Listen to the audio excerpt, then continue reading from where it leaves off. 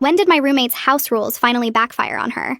My roommate Jenna had this system where she created new house rules every week, but they only applied to me. She'd type them up and tape them to the refrigerator with my name at the top. Kitchen closes at 8 p.m. for deep cleaning. Tara cannot use the kitchen after 8. But she'd be in there making elaborate dinners at midnight. When I pointed out the double standard, she'd say, "I don't make messes like you do. This rule exists because of your behavior, not mine." She controlled everything. The thermostat could only be adjusted by her because I apparently didn't understand energy efficiency. The washing machine was off limits on weekends because those were her laundry days. I couldn't have guests over without 48 hours written notice submitted through email, but her boyfriend basically lived there rent-free. "He's not a guest. He's my emotional support," she'd say. The bathroom schedule was the worst. She decided I could only shower between 6 and 6:30 a.m. because any other time interfered with her routine. If I tried to shower at any other time, she'd turn off the hot water heater. Rules exist for a reason, Tara. This is about mutual respect. But she'd take 2-hour baths whenever she felt like it. She installed a lock on the kitchen cabinets where she kept the good food. I had one shelf in the fridge and one cabinet for my stuff. Everything else was hers. When my mom sent me homemade cookies, Jenna ate them all and said, "You left them on the counter, that's communal space. You should have put them in your designated area." But when I accidentally used her milk, she threatened to call the police for theft. The living room was basically her second bedroom. She'd spread out her work stuff everywhere and declare it a quiet zone when she was studying. But when I needed to study, she'd have movie nights with friends. "You can study in your room. I pay for half this apartment. I can use the common areas." She'd change the Wi-Fi password without telling me because I was apparently using too much bandwidth. Then she'd give me the wrong password on purpose and pretend it was a typo. I'd miss assignment deadlines because I couldn't get online. "You should have double-checked the password," she'd say. Personal responsibility is important. She started fining me for violations of her rules. $5 if I left a dish in the sink for more than an hour. $10 if I forgot to lock the door even though she constantly left it wide open. $20 if my alarm woke her up, but her phone calls at 3 a.m. were fine because some people have international friends. She kept a notebook documenting every perceived infraction. This went on for 2 years because breaking the lease would cost me thousands I didn't have. Jenna had me convinced that no other roommate situation would be better. "You're lucky I'm so organized and clear about expectations. Most people would just kick you out." She'd tell our mutual friends that I was impossible to live with, that she had to create structure because I was so chaotic. Then came senior year, when Jenna decided to run for student housing president. She campaigned on being the most responsible, fair, and organized candidate. She used our apartment as an example of her leadership skills. I've successfully managed a difficult roommate situation through clear communication and structured rules. She invited the housing committee to our apartment for a meeting to show them her system. The color-coded charts, the typed rules, and the violation notebook. She presented it all like she was some kind of genius. "This is how you create harmony in shared spaces," she said, pointing at her 43-page roommate handbook she'd created. That's when I decided to apply for the same position. Jenna laughed when she found out. "You can't even follow basic apartment rules. How could you manage student housing?" The debate was held in front of the entire student government. Jenna went first, talking about her innovative approach to conflict resolution and her proven track record of maintaining harmonious living situations. She actually brought her roommate's handbook as evidence of her capabilities. When it was my turn, I pulled out my own documentation. 2 years of photos, receipts, and recordings. "I'd like to share my experience with Jenna's management style," I said. I showed them the picture of the thermostat locked in a plastic box that only Jenna had the key to. The photo of me sleeping on the couch was taken because she'd declared my bedroom a storage area for her semester project without asking. The receipts for all the illegal fines she'd charged me. The recording of her admitting she deliberately gave me the wrong Wi-Fi passwords to sabotage my grades.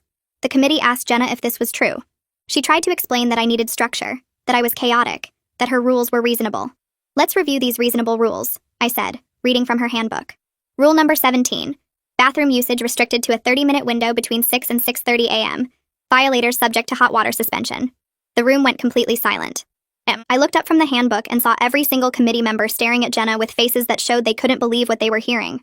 Some of them had their mouths slightly open, others were shaking their heads slowly. Jenna's face turned bright red and she shifted in her chair, her hands gripping the armrests so hard her knuckles went white. She knew this wasn't going the way she planned. Jenna cleared her throat and sat up straighter, trying to look confident again. She explained that structure was necessary when you lived with someone who lacked basic organizational skills. Her voice came out defensive instead of calm like before. She kept glancing at the committee members, trying to make eye contact, but most of them were looking down at their notes or at me. Griffin leaned forward and asked her to clarify why the rules only applied to me and not to her. Jenna stammered for a second, then said something about different standards for different people based on demonstrated responsibility. A couple of committee members exchanged looks with each other.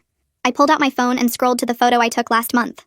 I held it up so everyone could see the thermostat locked inside a clear plastic box with a padlock on it. The committee members leaned forward to look at the screen. Layla asked why this level of control was necessary. I explained that Jenna claimed I didn't understand energy efficiency, but really she just wanted complete control over our apartment temperature. I told them how she kept it at 62 degrees all winter, and I had to sleep in a hoodie and 2 blankets. Jenna tried to interrupt, but Griffin held up his hand to stop her. The committee started firing questions at Jenna one after another. They asked about specific rules and why she thought they were reasonable. Jenna kept trying to frame everything as reasonable responses to my behavior. She used words like accountability and mutual respect and living standards. But when they asked for examples of what I did to warrant a bathroom schedule, she couldn't give them anything concrete. She just made vague claims about my inconsideration and how I didn't respect her routine. One committee member asked what my routine was, and Jenna went quiet for a few seconds before saying she didn't know. I pulled up the photos of the receipts on my phone and passed it around the table. $5 for leaving a dish in the sink for more than an hour. $10 for forgetting to lock the door. $20 when my alarm woke her up at 7 in the morning. The committee members looked shocked as they scrolled through the images. Griffin pointed out that charging fines isn't legal between roommates. Jenna insisted it was just a system we agreed to, a way to maintain accountability. I laughed out loud before I could stop myself. The sound echoed in the quiet room. I told them I never agreed to anything, that Jenna just started charging me and threatened to kick me out if I didn't pay. Brandon stood up from his seat in the audience. He told the committee that he'd witnessed Jenna's boyfriend Mateo living in the apartment full-time, while I needed 48 hours written notice to have anyone visit. He said Mateo was there every single time he came over, eating food from the fridge, using the shower, sleeping in Jenna's room. Other students in the audience started nodding. A girl I recognized from my biology class raised her hand and said she'd tried to visit me once without the notice, and Jenna wouldn't let her in the apartment. Jenna's face got even redder and she started tapping her foot rapidly against the floor. I opened the voice memo app on my phone and found the recording from 3 months ago. I hit play, and Jenna's voice came through the speaker. She was telling me that she gave me the wrong Wi-Fi password on purpose because I was using too much bandwidth streaming videos for class. Her recorded voice sounded annoyed, almost proud of what she'd done. The committee members' faces changed completely. They looked genuinely shocked now instead of just concerned. One of them asked Jenna if she understood that sabotaging my internet access could have affected my grades and academic standing.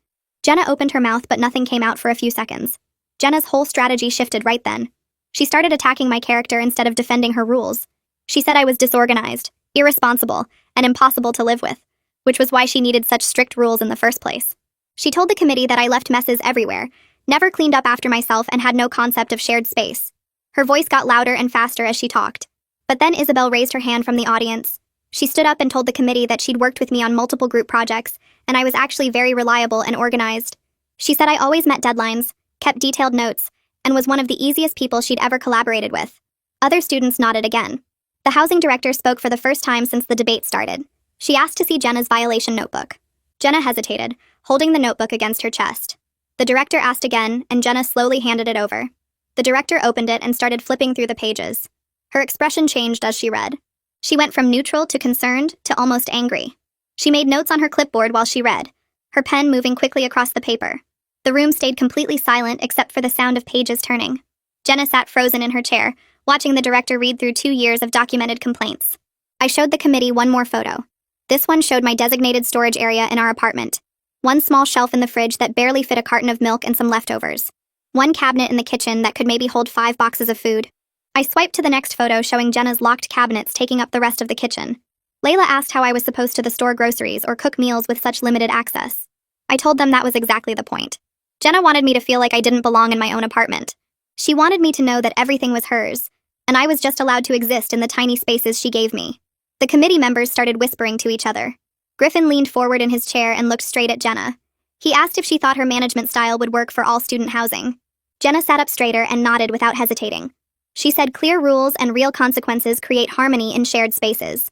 She said students need structure and accountability to live together successfully. Her voice sounded confident, like she truly believed what she was saying. The room went completely silent. Nobody moved or spoke for what felt like forever. I watched the committee members exchange glances with each other. Their faces showed something between concern and alarm. Layla's eyes were wide and her mouth was slightly open. The housing director stopped writing on her clipboard and just stared at Jenna. I realized they were finally understanding what I'd been trying to explain. They were seeing that giving Jenna power over other students would be dangerous. She didn't want to help people live together peacefully. She wanted control and the authority to enforce her vision of how things should be. Griffin cleared his throat and said they would move to closing statements. Jenna went first again. She talked about structure and organization, and how important it was to have clear expectations. She held up her roommate handbook and called it a model for successful shared living. She said students needed guidance and leadership to navigate the challenges of communal spaces. Her voice was steady, but I noticed her hands shaking slightly as she held the handbook. When it was my turn, I stood up and looked at the committee members. I talked about respect and equality. I said living with someone shouldn't feel like being controlled by them. I said everyone deserves to feel safe and valued in their own home. I explained that good housing policies protect students from exactly the kind of treatment I'd experienced. I said we needed leaders who understood that power should never be used to make others feel small or trapped. My voice got stronger as I talked. I wasn't reading from notes or trying to sound impressive. I was just saying what I actually believed. When I finished, the applause started immediately. It was loud and sustained and way more enthusiastic than the polite clapping Jenna had received. Students in the back row stood up. More people joined them until most of the audience was on their feet. I felt my face get hot and my eyes started burning with tears I refused to let fall. Walking back to our apartment felt like moving through a dream where everything looked normal, but nothing felt right. Jenna walked about 10 feet ahead of me. She wouldn't turn around or slow down or acknowledge I was there. The silence between us was different from all the other silences we'd shared. Before, her quiet had been a tool she used to make me feel guilty or wrong. This silence came from her having no control left. She was the one who felt powerless now, and I could sense her anger like heat coming off pavement in summer. Her shoulders were rigid and her footsteps hit the sidewalk harder than necessary. We reached our building and she yanked the door open without holding it for me. I caught it before it slammed in my face. She took the stairs 2 at a time even though we lived on the 3rd floor.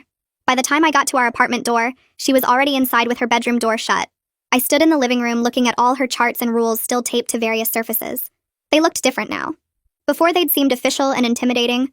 Now they just looked sad and controlling and kind of pathetic. I texted Brandon asking if I could stay at his place. He responded immediately saying of course and that he'd order pizza. I grabbed my backpack and stuffed in clothes for tomorrow and my laptop and phone charger. My hands were shaking as I packed. I kept glancing at Jenna's closed door, expecting her to come out and confront me. The apartment felt dangerous in a way it never had before. All those months of living under her rules, I'd felt trapped and controlled, but not actually unsafe. Now I didn't know what she might do. I'd humiliated her in front of everyone who mattered on campus. I'd destroyed the image she'd spent years building. People like Jenna didn't just accept that kind of defeat quietly. I left quickly and texted Brandon that I was on my way. His apartment was only a few blocks away. When he opened the door, he gave me a hug without saying anything. We sat on his couch and ate pizza straight from the box. He put on some action movie, but I couldn't focus on it. My brain kept replaying the debate. The look on Jenna's face when people started applauding for me. The committee members' expressions when they realized what she was really like. I wondered if I'd gone too far. If exposing her that publicly was cruel or necessary or both. Brandon noticed me staring at the TV without actually watching. He asked if I was okay. I said I didn't know. He said I did the right thing, and that Jenna needed to be stopped before she got real power over other students. I wanted to believe him, but part of me still felt guilty. My phone buzzed early the next morning. It was a text from Isabel. She said everyone was talking about the debate. She said most people were shocked because they never realized what Jenna was doing to me. She said several of our mutual friends felt bad for not taking my complaints seriously before. She said they thought I was just being dramatic about normal roommate stuff. Now they understood it was actually serious. I read the message 3 times. Part of me felt relieved that people finally believed me. Another part felt angry that it took a public spectacle for anyone to care. I'd tried telling people before. I'd mentioned Jenna's rules to friends casually, testing to see if they thought it was weird. They'd always laughed it off or said roommate situations were complicated or suggested I was being too sensitive. Now suddenly everyone was concerned and supportive. I texted Isabel back thanking her for letting me know. She asked if I was okay and if I needed anything. I said I was staying at Brandon's for now. She offered to bring me coffee later before class. I said that would be nice. I had to go back to the apartment eventually to get my stuff for class. Brandon offered to come with me, but I said I'd be fine. I wasn't sure that was true, but I also didn't want to seem scared of my own roommate. The apartment was quiet when I unlocked the door. Jenna's bedroom door was still closed. I walked into the kitchen to grab a granola bar and stopped. The refrigerator was bare. All of Jenna's typed rules were gone. I looked around and saw that her charts had been taken down from the walls, too. The living room looked strange and empty without her color-coded schedules and violation tracking systems. I opened the cabinet where I kept my food. My one designated shelf was still there, but it looked bigger now somehow. The whole apartment felt different without her control systems visible everywhere. I realized how much physical space her need for dominance had taken up. Even when she wasn't in a room, her presence had been there in all those rules and charts and posted expectations. Now it was just a regular apartment with regular walls and regular cabinets. I grabbed my textbooks from my room and was heading toward the door when Jenna's bedroom opened. She stood in her doorway wearing pajamas and her hair was messy like she hadn't slept. Her eyes were red and puffy. She looked at me and said I betrayed her trust. She said I took private roommate issues and made them public. She said I ruined her reputation on campus and destroyed everything she'd worked for. Her voice got louder as she talked. She said we could have worked things out between us, but I chose to humiliate her instead.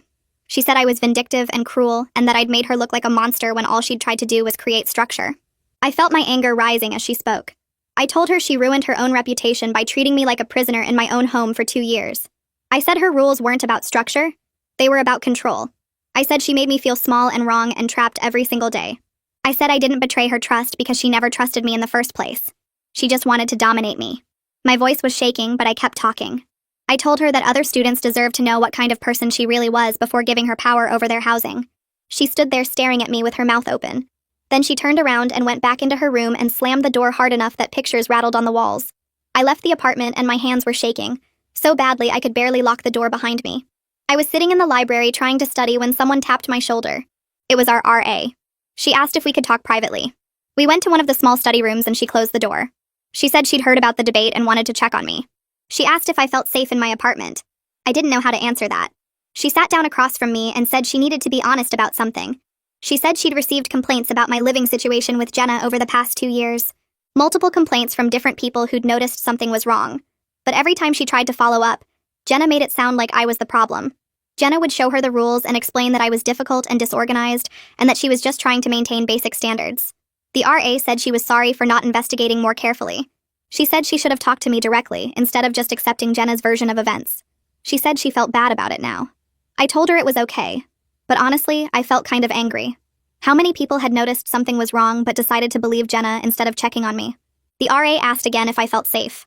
I said I wasn't sure. She pulled out some papers from her folder. The RA explained that I could request an emergency housing transfer if I needed to move out before the semester ended. She said normally there were fees and complications, but given the circumstances, the housing office would waive everything. She handed me the paperwork and said, just knowing I had options made something tight in my chest loosen. For 2 years I'd felt stuck because breaking the lease would cost thousands of dollars I didn't have. Jenna had known that too. She'd known I was trapped and she'd used that knowledge to tighten her control. Now I had a way out that wouldn't destroy me financially. I took the papers and thanked the RA. She gave me her personal cell number and said to call if anything happened or if I felt unsafe. She said she'd be checking in more regularly from now on. After she left, I sat in the study room and looked at the transfer paperwork. My hands weren't shaking anymore. Brandon showed up at the library with coffee and asked how I was doing. I showed him the housing transfer papers. He said that was great and asked if I was going to apply. I said probably, but I wanted to document everything in the apartment first. He asked what I meant. I explained that Jenna might try to blame me for damage or claim I broke things when we moved out. I wanted proof of the current condition of everything, especially all her control systems. Brandon immediately understood. He said we should go do that right now while Jenna was probably in class. We walked back to my apartment and I unlocked the door carefully, listening to make sure nobody was home. The apartment was empty.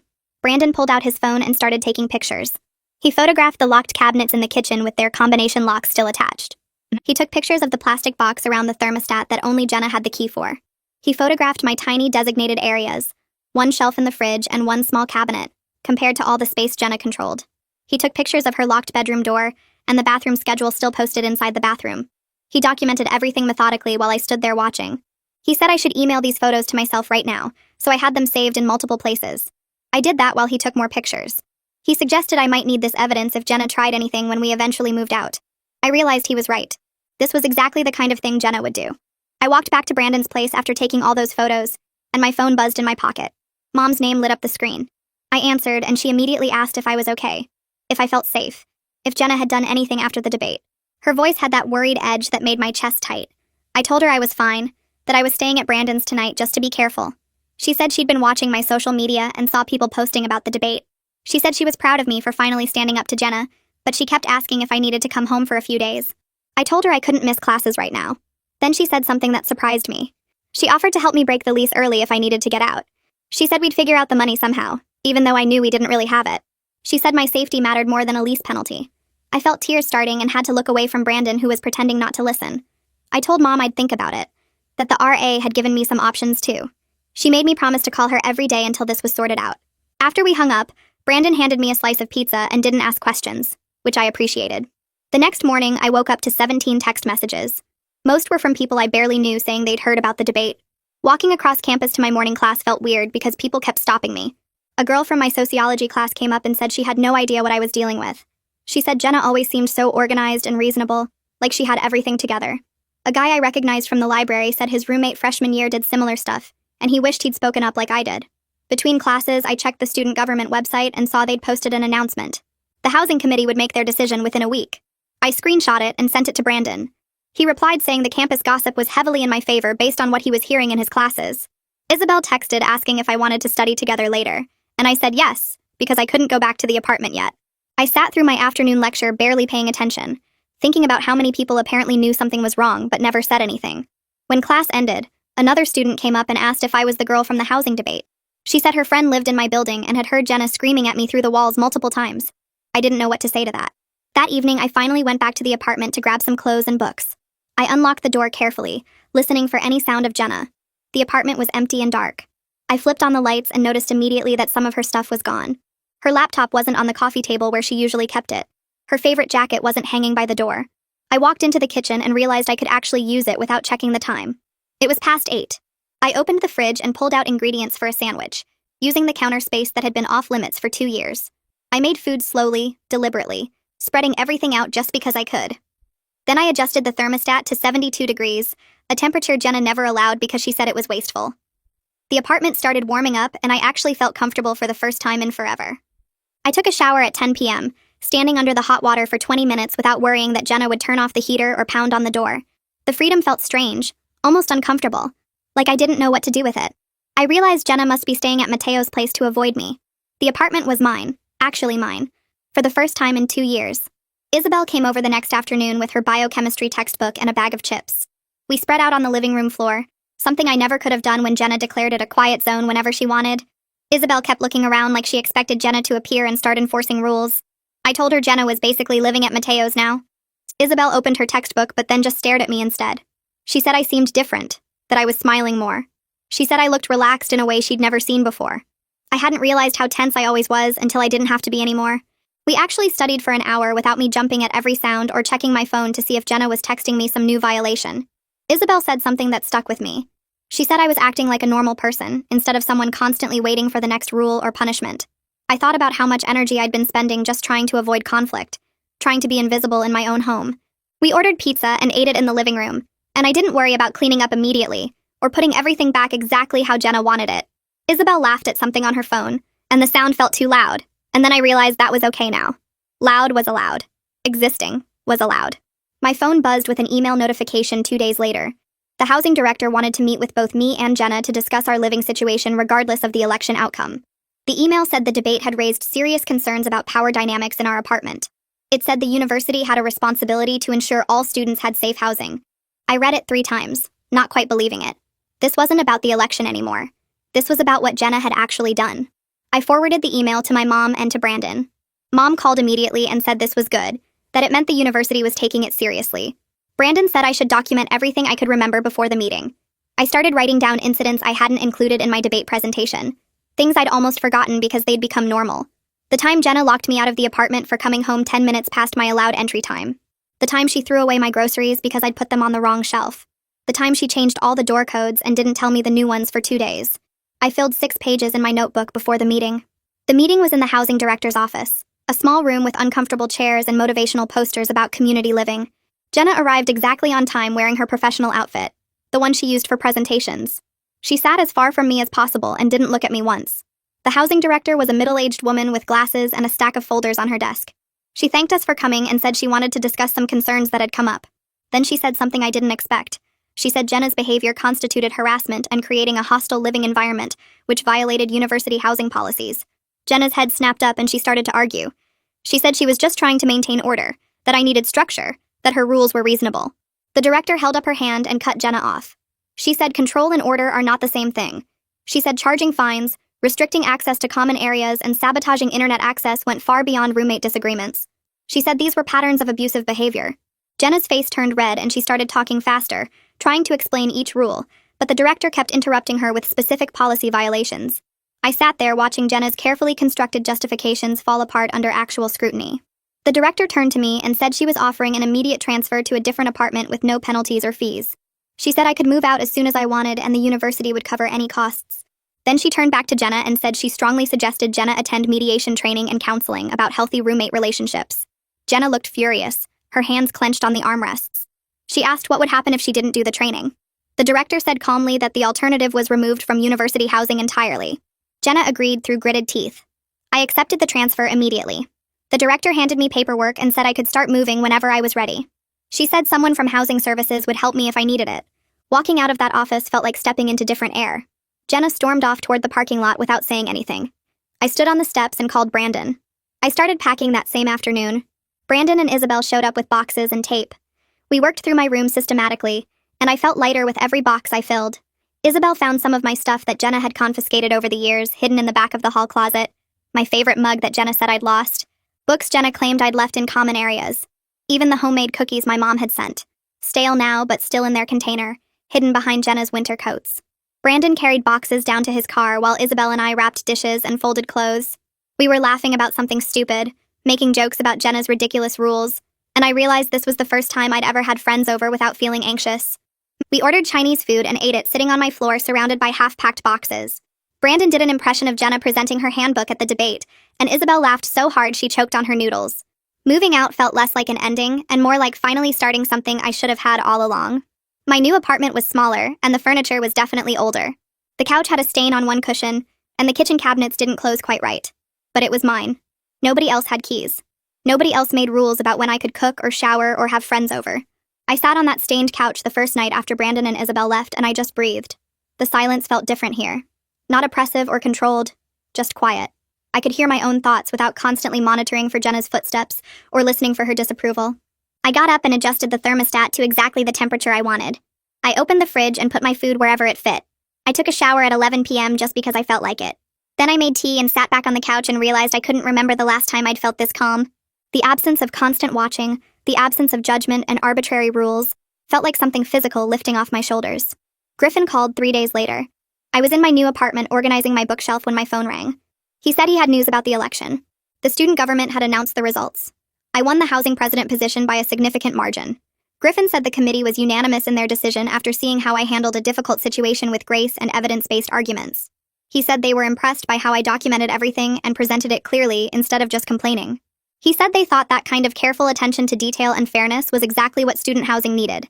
I thanked him and hung up, then sat down on my couch because my legs felt shaky. I'd actually won. Not just escaped from Jenna, but won something I worked for. My phone started buzzing with congratulations texts from people I barely knew. Brandon sent a gif of someone celebrating. Isabel sent 3 exclamation points. My mom called crying happy tears. And I looked around my small apartment with its old furniture and stained couch and felt something I hadn't felt in 2 years. I felt proud of myself. The next morning, my phone buzzed while I was making coffee in my new kitchen. Jenna's name lit up the screen with a text message that stretched across multiple bubbles. She said I stole the position through manipulation and lies. She said everyone would eventually see through my victim act. She said I was a snake who betrayed her trust and ruined her reputation for my own gain. The words kept coming, accusation after accusation, claiming I was too incompetent to handle the responsibility and that I'd fail spectacularly within a month. I read through the entire message twice, feeling my stomach tighten with each sentence. 2 years ago, I would have responded immediately, defending myself and trying to explain. I would have apologized for making her look bad even though she did that herself. But I'd learned something during those 2 years of walking on eggshells and documenting every interaction. Engaging with her only fed the cycle. She wanted a reaction, wanted me to argue so she could twist my words and play the victim herself. I took a screenshot of the entire conversation instead, saved it to a folder on my phone labeled evidence, and set my coffee cup down on the counter without any coasters or designated placement rules. The silence in my apartment felt different now. Peaceful, instead of oppressive. The housing director's office was on the 3rd floor of the Student Services building. I'd only been there once before when I filed a complaint about Jenna that went nowhere. The director sat behind a desk covered in housing applications and policy manuals. She smiled when I walked in and gestured to the chair across from her. We spent an hour talking about roommate conflicts and power imbalances. I explained how Jenna's control tactics escalated gradually over 2 years until I didn't recognize how bad things had gotten. The director took notes while I described the thermostat locks, the bathroom schedules, the illegal fines, and the Wi-Fi password sabotage. She asked questions about warning signs and intervention points. When did the behavior start becoming problematic? What would have helped me recognize it sooner? How could RAs identify these patterns before they escalated? I suggested clearer reporting mechanisms that didn't require students to prove their roommate was deliberately harming them. Monthly check-ins for all shared living situations instead of waiting for complaints. Training for housing staff about gaslighting and emotional manipulation tactics. The director wrote everything down and said she'd been thinking about policy updates for months, but needed a student perspective to make them effective. She asked if I'd be willing to help draft new protocols, and I said yes, immediately. Brandon texted me that afternoon saying he was throwing a celebration dinner at his apartment. When I arrived that evening, Isabel was already there along with 5 other friends from our major. Someone had ordered pizza and hung a banner that said "Congratulations" in crooked letters across the living room wall. People kept raising their drinks and toasting to my courage. They asked how I stayed sane for 2 years living under Jenna's control. I sat on Brandon's couch with a paper plate balanced on my knee, and admitted there were times I thought I was the problem. Times when I believed maybe I really was as difficult and chaotic as Jenna claimed. Times when I wondered if other people would think her rules were reasonable, and I was just being dramatic. Isabel put her hand on my shoulder and said, "Gaslighting is hard to recognize when you're living through it." She said Jenna spent 2 years convincing me that my perceptions were wrong and my reactions were inappropriate. Brandon added that isolation is part of how controlling people maintain power, and everyone around the room nodded in agreement. They told stories about noticing I seemed stressed or withdrawn, but not realizing how serious the situation was. One friend said she thought I was just busy with classes. Another said she assumed I was naturally quiet and didn't want to intrude. The guilt in their voices made me realize how effectively Jenna had separated me from my support system. But they were here now, celebrating with me, and that mattered more than the time we'd lost. I ran into Mateo outside the library 3 days later. He was walking toward the entrance while I was leaving with an armful of books for my research paper. We both stopped when we saw each other and the awkward silence stretched between us. Then he said he wanted to apologize. He said he'd been thinking about how he lived in our apartment rent-free for months while I was charged fines for leaving dishes in the sink. He said he realized now how messed up the whole situation was, and he should have spoken up. I shifted the books in my arms and told him I appreciated that. He explained that Jenna made everything seem so reasonable at the time. She'd say I was difficult to live with and needed structure, and he believed her because she seemed so organized and put together. He said he feels guilty for benefiting from her double standards without questioning them. I told him that's how manipulation works. It makes the unreasonable seem logical, until you step back and look at the whole picture. We talked for a few more minutes about how Jenna's doing now, and he admitted their relationship is strained because she won't stop complaining about how I ruined everything. He said he's starting to see the patterns I tried to warn him about. We said goodbye, and I walked back to my apartment thinking about how many people Jenna convinced that I was the problem. My phone rang that evening while I was studying at my kitchen table. The RA from my old building was calling to tell me she was implementing new check-in procedures for roommate situations. She explained that learning what happened with Jenna and me made her realize how easy it is to miss controlling behavior when the person doing it seems responsible and organized. She's requiring monthly one-on-one meetings with each resident now instead of just responding to complaints. She's asking specific questions about who controls shared resources, whether both roommates feel comfortable in common areas, and if there are any rules that only apply to one person. She wants to catch these patterns earlier before they escalate to the level I experienced. I thanked her for taking action, and she apologized for not seeing the signs sooner. She said Jenna was always polite and helpful during floor meetings while I seemed stressed and withdrawn, so she assumed I was just struggling with school. She didn't realize the stress came from my living situation. We talked about warning signs and red flags, and I promised to send her the notes from my meeting with the housing director. The next week, I started working on a proposal for a roommate bill of rights. I sat in the campus coffee shop with my laptop open and drafted a document establishing baseline expectations for shared living spaces. Every resident has the right to access common areas without permission or schedules. Every resident has the right to adjust thermostats and use appliances without locks or restrictions. Every resident has the right to have guests over with reasonable notice, not 48-hour written requests. Every resident has the right to access Wi-Fi and utilities without interference. No resident can charge fines or penalties to another resident. No resident can create rules that only apply to their roommate. I included a section about reporting procedures that didn't require students to prove deliberate harm before getting help. I added language about early intervention and mediation services. The document grew to 12 pages by the time I finished. I sent it to the housing director, and she responded within an hour saying she loved the idea and wanted to present it to the administration. She asked if I'd be willing to speak at the next housing committee meeting to explain why these protections were necessary. I said yes, even though the thought of talking about Jenna's behavior in front of more people made my stomach hurt. 2 weeks later, the housing director called me into her office again. She closed the door and told me something in confidence. Jenna had dropped out of her mediation training after only 2 sessions. The counselor running the program said Jenna refused to acknowledge any wrongdoing and spent both sessions blaming me for being too sensitive and making everything difficult. She insisted her rules were reasonable and necessary, and she couldn't understand why everyone was treating her like she'd done something wrong. The housing director said this confirmed her concerns about Jenna's ability to recognize power imbalances and unhealthy relationship patterns. I wasn't surprised, but I felt relieved knowing I didn't have to deal with her anymore. The director assured me that Jenna wouldn't be allowed to hold any housing leadership positions until she completed the full mediation program and demonstrated understanding of healthy roommate dynamics. She asked how I was adjusting to my new apartment, and I told her it felt like I could finally breathe. My midterm grades came back the following week, and every single one had improved from the previous semester. My sociology professor gave me an A on my research paper and wrote a note saying my analysis was thorough and well supported. My statistics grade jumped from a C to a B+. Even my hardest class showed improvement. I stared at the grades on my laptop screen and realized how much energy I'd been spending just surviving my living situation. Now that I wasn't constantly stressed about apartment rules and could access Wi-Fi whenever I needed it, I actually had mental space for studying and assignments. My sociology professor stopped me after class one day and commented that I seemed much more engaged in discussions than I was earlier in the semester. She said my contributions were thoughtful and showed I was really thinking about the material instead of just going through the motions. I thanked her and didn't mention that the difference was sleeping in an apartment where nobody monitored my every move. Isabel and I started having lunch together twice a week between classes. We'd sit in the student union with sandwiches and coffee and talk about everything from assignments to weekend plans. She told me one afternoon that she noticed something was wrong last year but didn't know how to help. She said I always seemed anxious and withdrawn, like I was carrying weight nobody else could see. She wanted to ask what was going on, but worried about overstepping or making things worse. We talked about how isolation is part of how controlling people maintain power. Jenna made me feel like my problems weren't serious enough to bother anyone with. She made me doubt my own perceptions until I stopped trusting myself enough to reach out. Isabel said she'd pay attention now if she saw similar patterns in other friendships. She promised to speak up if someone she cared about started showing those same signs of isolation and self-doubt. Having this conversation made me feel less alone in what I'd experienced. It also made me realize how important it is to check in with people even when they say everything is fine. The student newspaper contacted me 3 days before finals week asking for an interview about the housing president campaign and my policy proposals. The editor explained they wanted to do a feature story about student advocacy and the roommate Bill of Rights. I stared at the email for 20 minutes trying to decide whether to respond. Part of me wanted to move on and stop making my experience with Jenna so public.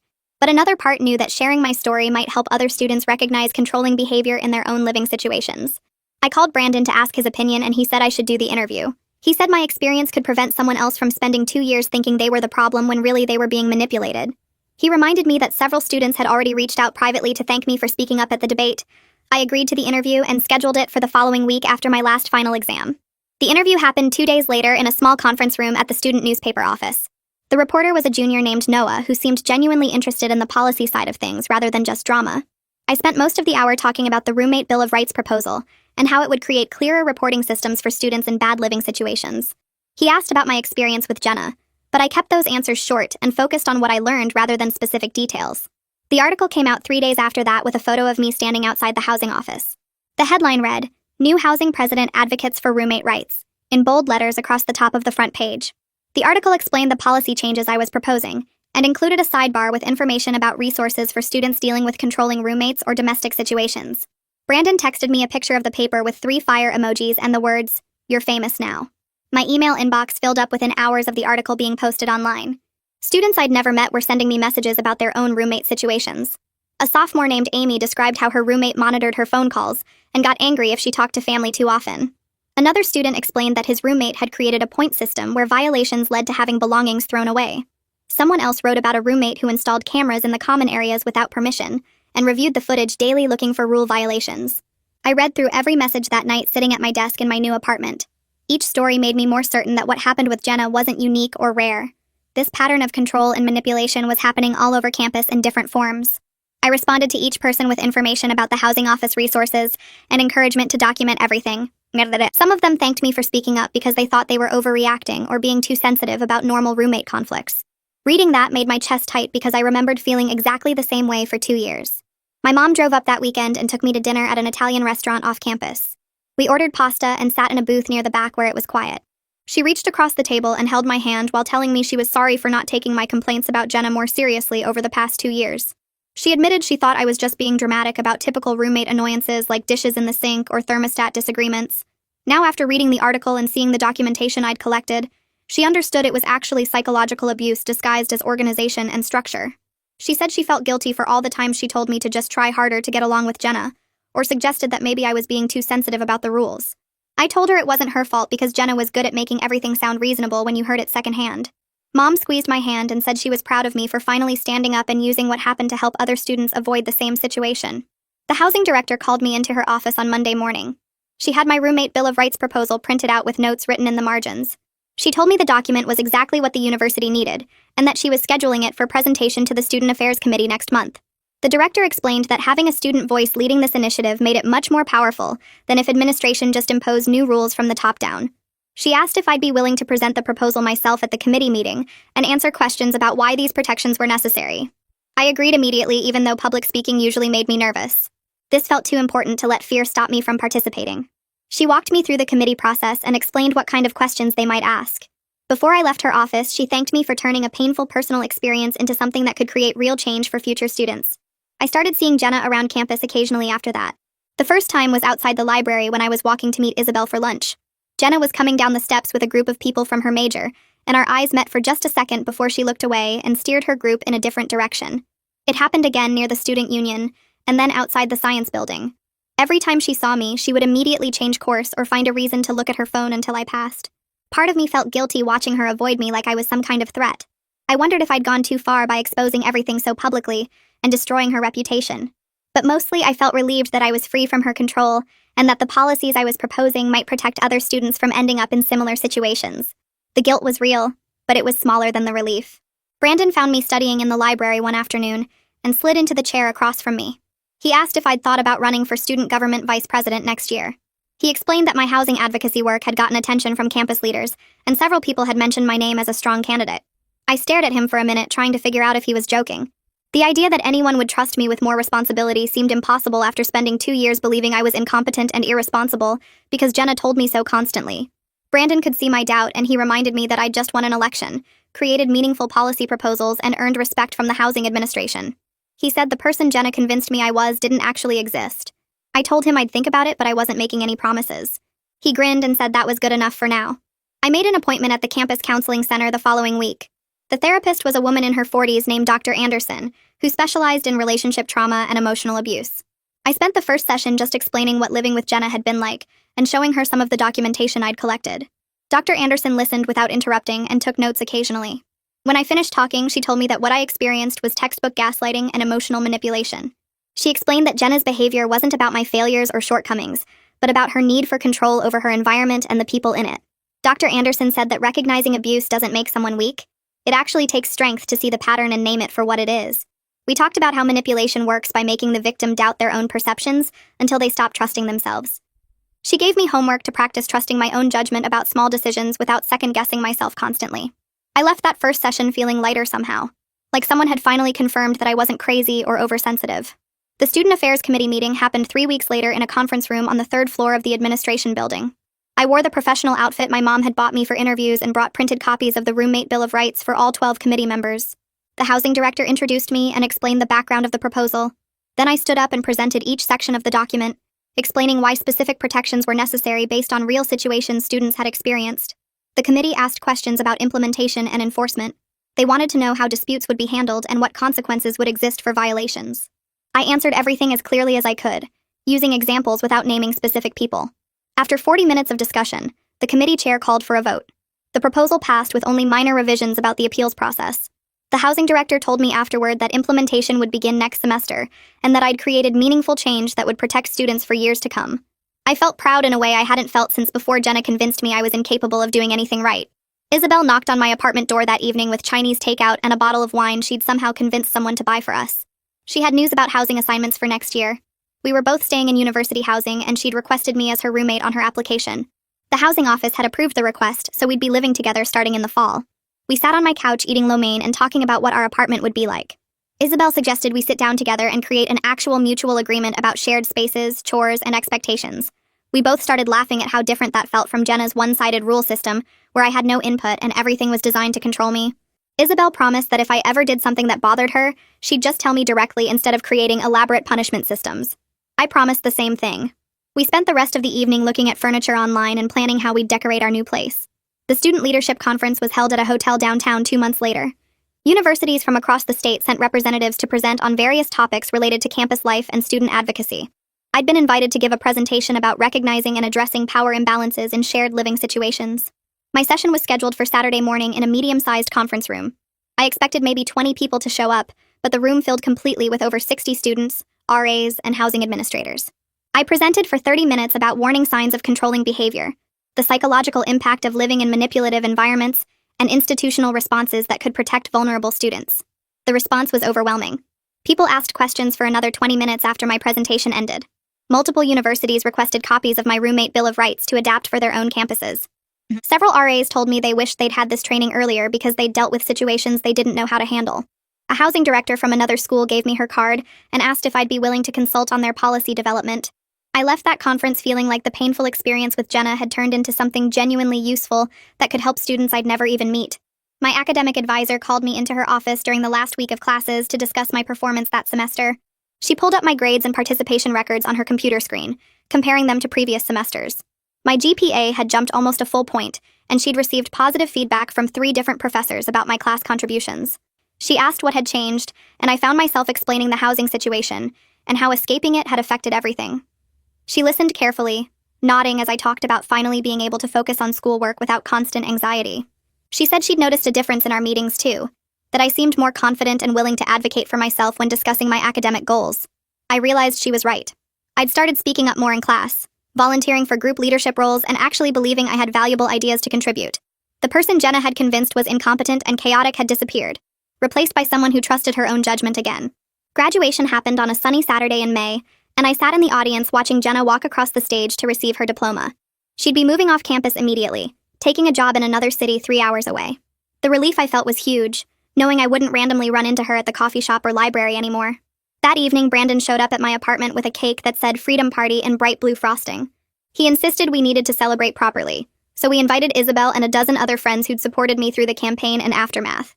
We crowded into my small apartment, eating cake and telling stories about the most ridiculous of Jenna's rules. People kept toasting to my courage, but it felt less like courage and more like finally reaching a breaking point where staying silent hurt more than speaking up. The housing office hired me as a summer intern to help implement the new roommate policies. I spent my days creating training materials for RAs, developing screening questions to identify controlling behavior early, and drafting guidelines for intervention procedures. The housing director would review my work and offer suggestions, but mostly she let me run with my ideas. She said I had a natural talent for this kind of work, that my personal experience combined with my advocacy skills made me uniquely qualified. One afternoon, she suggested I consider student affairs as a career path, maybe even graduate school in higher education administration. The idea hadn't occurred to me before, but the more I thought about it, the more sense it made. I wanted to help students who found themselves in situations like mine, who needed someone to believe them and help them escape. Fall semester started with me moving into a new apartment with Isabel. The space felt completely different from the old place, lighter somehow, even though the layout was similar. We unpacked together, deciding jointly where things should go instead of one person declaring rules. We cooked dinner side by side in the kitchen, laughing when we discovered we both hated doing dishes but loved cooking. Friends came over without elaborate advance notice, staying late into the evening without anyone checking the time or enforcing quiet hours. When Isabel accidentally used my shampoo, she just apologized and offered to replace it. I told her not to worry about it. We had an actual conversation about a minor issue instead of one person creating a punishment system. The apartment felt like a home instead of a prison, a place where I could relax instead of constantly watching my behavior. The new roommate Bill of Rights officially went into effect that semester, and I helped lead orientation sessions for incoming students. I stood in front of groups of 50 or 60 freshmen, talking about healthy shared living expectations and warning signs of controlling behavior. I explained the difference between reasonable household agreements and one-sided rule systems designed to maintain power. After each session, students would come up to thank me, some of them sharing their own experiences with difficult roommates. Several said they hadn't realized their situations were problems until hearing me describe the patterns. One girl told me her roommate had installed a lock on the thermostat and charged her fines for violations, exactly like Jenna had done to me.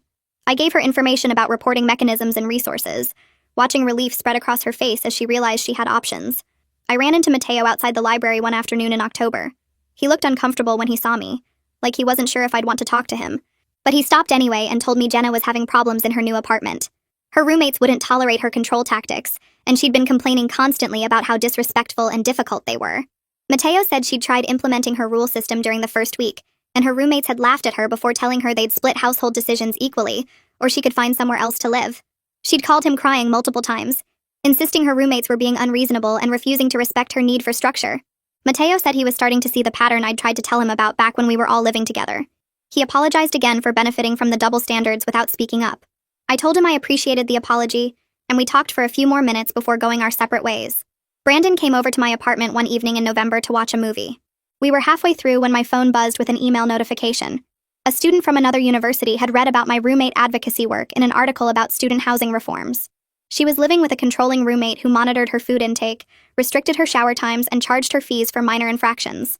The email was long and detailed, describing 2 years of manipulation that sounded painfully familiar. I paused the movie and spent the next hour crafting a response. I validated her experiences, explained that what she was describing was harassment and abuse, and provided resources for reporting and getting help. I included information about documentation and institutional channels she could use. Brandon read over my shoulder as I typed, and when I finished, he said I was really good at this. I realized he was right. I could use my experience to help other students who felt trapped and alone like I had. The housing director called me into her office in early December with a job offer. She wanted to create a paid position as a student advisor for roommate conflicts, and she thought I was uniquely qualified for it. The role would involve meeting with students experiencing difficult living situations, helping them document problems, connecting them with resources, and advocating for policy changes when needed. She said my personal experience combined with my policy knowledge made me perfect for the work. I accepted immediately, feeling excited about having a job that felt meaningful and directly helped other students. The position would start in January and continue through graduation, with possibility of extending it if I stayed for graduate school. My therapy sessions had shifted focus over the past few months.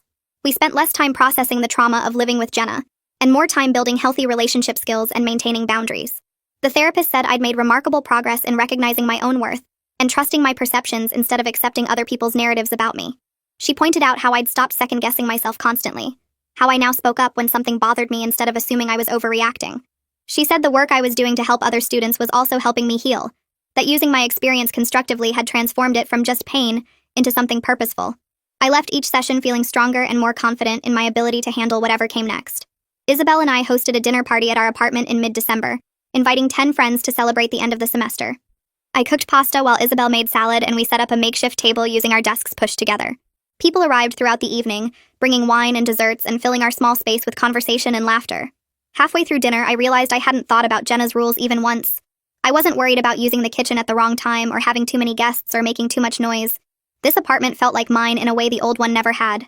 I was genuinely happy, surrounded by friends in a space where I could be myself without fear of punishment or judgment. Isabel caught my eye across the table and smiled, and I smiled back, grateful for everything that had changed. I started working on graduate school applications in January, filling out forms for student affairs programs at 8 different universities. The personal statement took me 3 weeks to write because I kept trying to find the right way to explain how living with Jenna taught me to recognize power imbalances in shared spaces. I wrote about documentation, about speaking up when something feels wrong, about how institutional policies can either enable abuse or prevent it. My advisor read my draft and said it was compelling, that admissions committees would see I had real experience to back up my interest in housing advocacy. I submitted applications to programs in Massachusetts, Ohio, Pennsylvania, and 2 in California, hoping at least one would accept me.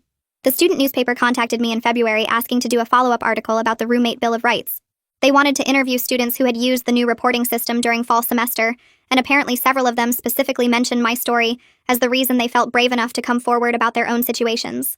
I met with the reporter at the campus coffee shop, and she showed me quotes from 3 different students talking about controlling roommates, unfair rules, and feeling trapped in their living situations. One student said reading about my experience made her realize that what her roommate was doing wasn't normal conflict, but actual harassment. Another said he didn't know there were official channels for reporting problems until he saw the new policies I helped create. The article ran with the headline about successful implementation and included statistics showing that reported roommate conflicts had increased, but were being resolved faster with better outcomes for everyone involved. My mom drove up for Parents' Weekend in March, and we went to dinner at the Italian place near campus. She kept looking at me across the table with this expression I couldn't quite read, and finally she said I seemed completely different from the person she talked to on the phone during those 2 years with Jenna. She said I used to sound tired and defeated all the time, like I was constantly apologizing for existing, but now I spoke with confidence and actually smiled when I talked about my work and my friends. She told me I seemed more like myself than I had since starting college, more willing to take up space and express opinions without second-guessing everything. I hadn't realized how much I'd changed until she pointed it out, how much lighter I felt now that I wasn't constantly monitoring my own behavior to avoid violating arbitrary rules. I sat in my apartment one evening in late March working on supplemental materials for graduate programs, and I found myself thinking about how close I came to accepting Jenna's version of reality, where I was the chaotic, irresponsible problem. If she hadn't run for housing president, if I hadn't found the courage to apply and present my evidence publicly, I might still be living in that apartment believing I deserved to be controlled and punished. Speaking up at that debate changed everything. Not just for me, but for other students who needed someone to name what controlling behavior actually looks like in shared living situations. I felt proud of who I'd become through this experience, proud that I turned something painful into something that helped other people escape similar situations. I was excited to keep doing this work in graduate school, to keep advocating for students who needed someone to believe them and help them recognize that they deserved better than what they were accepting.